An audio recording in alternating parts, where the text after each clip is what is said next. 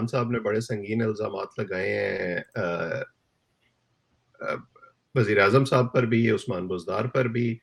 तो आपको लगता है कि आने वाले दिनों में अगर हम इलेक्शन की तरफ जाते हैं तो इस तरह की जो इल्ज़ामात हैं वो मज़ीद बढ़ेंगे?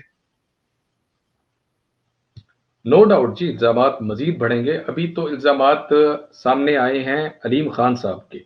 इसके बाद हुँ, अब तवक्को की जा रही है कि जहांगीर तरीन साहब के भी इल्ज़ाम सामने आएँगे। हुँ, उसके जवाब अब जैसे बिलावल ने आज, बिलावल तो खैर अपोज़िशन की तरफ से, अलीम खान के जो संगीन इल्ज़ामात हैं वो पहली दफ़ा इस तरीके से सामने आए हैं।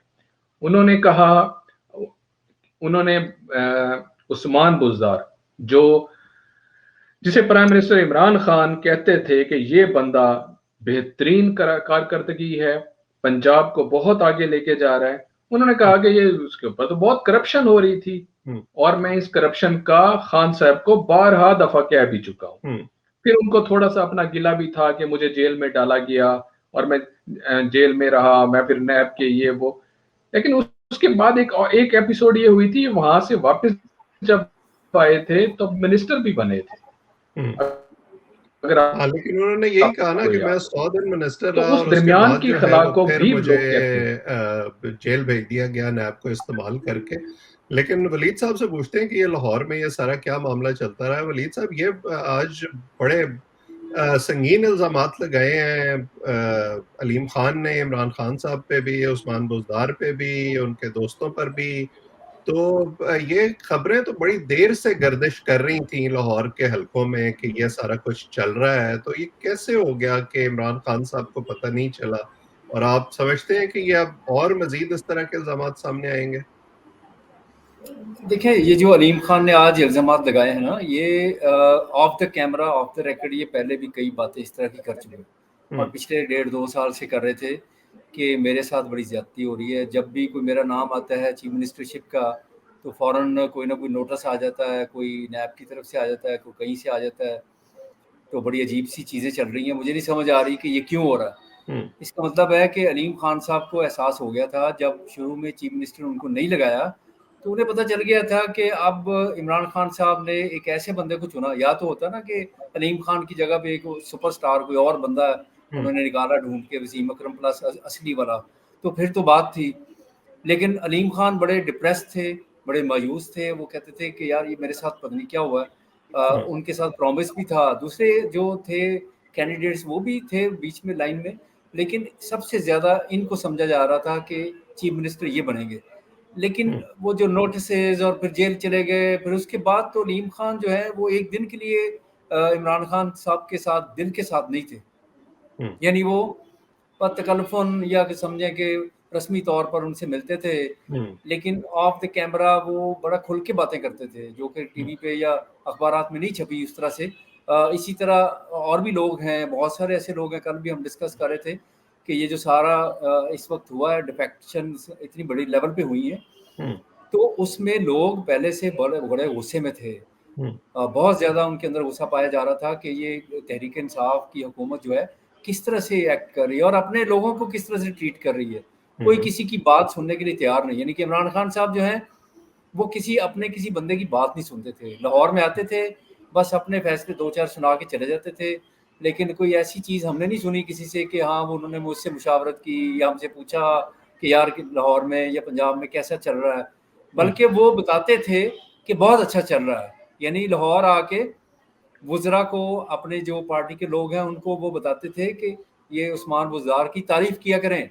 हुँ, आप लोग क्यों नहीं तारीफ़ करते? हुँ, इसी चक्कर में बहुत सारे मिनिस्टर उन्होंने फ़ारिग भी किए, यानी हुँ, फ़याज़ुल हसन चौहान और जो वो बुखारी साहब थे उनको फ़ारिग किया। हुँ, इस तरह से 3-4 लोग जो हैं और भी फ़ारिग किए और ओपनली मीटिंग्स के अंदर वो कहते थे कि आप लोग जो हैं बहुत ढीले हैं। हुँ, इवन यास्मीन राशिद को कहा उन्होंने कि आप जो है ना खुलकर नहीं आती और उस्मान बुज़दार साहब की तारीफ़ नहीं करती। राइट, जितने भी एडवाइज़र आए, उनको भी यही कहा गया कि आप उस्मान बुज़दार की तारीफ़ किया करें।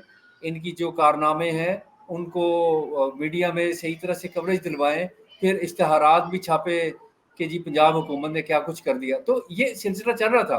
हुँ, इसका मतलब है कि वो अपने लोगों से एडवाइस नहीं लेते थे, हुँ, बल्कि उनको डिक्टेट करते थे कि आपने इस तरह से करना है। यास्मीन राशिद से तो वो नाराज भी हो गए थे कि आप जो है वो खुलकर नहीं बोलती। आपने जो हमने एक नैरेटिव बिल्ड किया कि नवाज शरीफ जो है वो जाली रिपोर्ट्स बना के चले गए बाहर, लेकिन आपने उस तरह से नहीं किया, क्योंकि आपको याद होगा यास्मीन राशिद ने कहा नहीं हमारी रिपोर्ट्स ठीक थी। हाँ, बिल्कुल। तो इस पे वो बज़िद हो गई, वो अड़ गई कि भी मैं तो इस पे नहीं बोलूंगी क्योंकि रिपोर्ट्स हमने तैयार की हैं, तो मैं नहीं कहूंगी कि ये रिपोर्ट जाली है। और आपने आज तक देखा कि उन्होंने नहीं कहा ये, इमरान खान के इसरार के बावजूद। तो उसके बाद फिर ये जो एडवाइजर थे अभी जो चल रहे थे हसान खावर, ये ज़रा दरमियानी टाइप के थे, पढ़े लिखे हैं, ब्यूरोक्रेट्स थे एक्स, और इन्होंने ज़रा अच्छे तरीके से हैंडल किया, कुछ चीज़ें हाईलाइट भी की उनकी, लेकिन फोकस उनका भी यही था, उनको भी टास्क ये दिया गया था कि आप उस्मान बुज़दार को प्रमोट करें। इसका मतलब पार्टी के अंदर और किसी बंदे की कोई वैल्यू नहीं थी पंजाब में, सिर्फ उस्मान बुज़दार, वसीम अकरम प्लस था। यानी ये पंजाब में तो ये सिचुएशन रही है।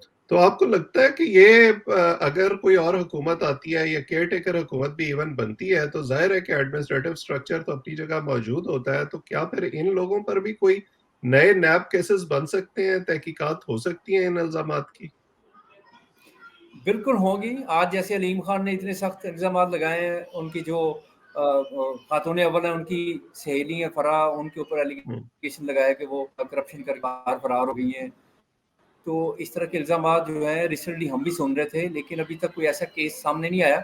लेकिन ऑब्वियसली जब नई हुकूमत बनती है, बहुत सारे ऐसे केसेस हैं, ख़ास तौर पर डीजी खान में सड़कों के ऊपर, या कुछ ऐसे प्रोजेक्ट्स थे जिनमें काफ़ी कमीशन खाया गया, या समझें कि ये जो मेजर एलिगेशन है वो ट्रांसफ़र पोस्टिंग का है कि ट्रांसफ़र पोस्टिंग जो है उसमें पैसा इन्होंने कमाया, और उस पे कुछ ब्यूरोक्रेट्स जो हैं वो इस तरह की उन्होंने बातें की हैं कि कुछ लोग, कुछ चीज़ों के सबूत भी हैं उनके पास कि 1 करोड़ 2 करोड़ पे लेके, तो इस तरह से ट्रांसफ़र पोस्टिंग होती रही। आपने देखा कितनी फ्रीक्वेंटली ट्रांसफ़र पोस्टिंग हुई है पूरे यानी समझिए पूरे ज़िले के अंदर, अपना पूरे पंजाब के अंदर तमाम ज़िलों के सेक्रेटरीज और मतलब निचले लेवल का तबका, जितना अमला था, ये पुलिस की चेंजेस ऊपर नीचे बहुत ज़्यादा हुई। तो उसमें काफ़ी लोग जो हैं वो उन्होंने फ़ायदा उठाया इससे।